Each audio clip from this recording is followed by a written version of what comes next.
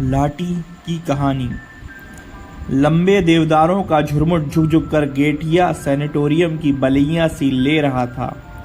कांच की खिड़कियों पर सूरज की आड़ी तिरछी किरणें मरीजों के क्लांत चेहरे पर पड़कर उन्हें उठा देती थी।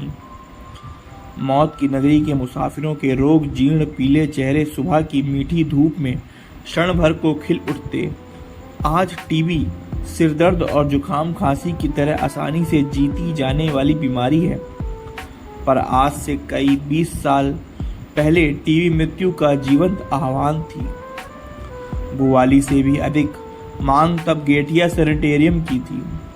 काठ गोदाम से ही कुछ ही मील दूर एक ऊंचे पहाड़ पर गेटिया सैनिटेरियम के लाल लाल छतों के बंगले छोटे छोटे गुलदस्ते से सजे थे। 3 नंबर के बंगले का दुगना किराया देकर कप्तान जोशी स्वयं अपनी रोगड़ी पत्नी के साथ रहता था। बंगले के बरामदे में पत्नी के पलंग के पास वह दिन भर आराम कुर्सी डाले बैठा रहता। कभी अपने हाथों से टेम्परेचर चार्ट भरता और कभी समय देख देख कर दवाइयां देता।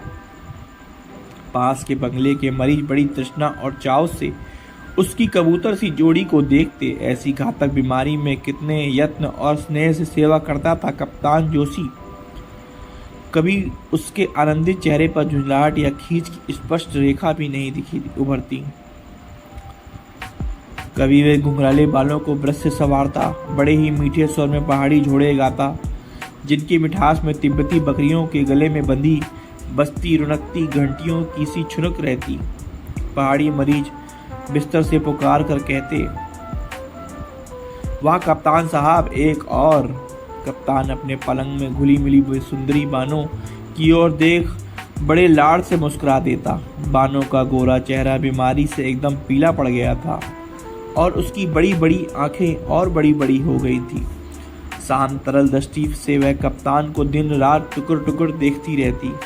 विवाह के 2 वर्ष पश्चात यही उनका वास्तविक हनीमून था, जहाँ न अम्मा चाची और ताई की शासन की लगाम थी, न नई बहू के घूंघट की बंदिश। पिंजड़े की चिड़िया आजाद कर दी गई थी, किंतु अब उसके कमजोर टहनों में उड़ने की ताकत नहीं थी। कप्तान उसकी दुर्बल तप्त हथेली को अपनी कसरती मुट्ठी में बड़े प्यार से दबाकर सहलाने लगता तो उसकी सीख सी कलाई की सोने की चूड़ी सरसर कर कोहनी तक सरक जाती। आगे के भाग के लिए इस चैनल को लाइक और सब्सक्राइब करें। धन्यवाद। हम और कहानियाँ आपके लिए लाते रहेंगे।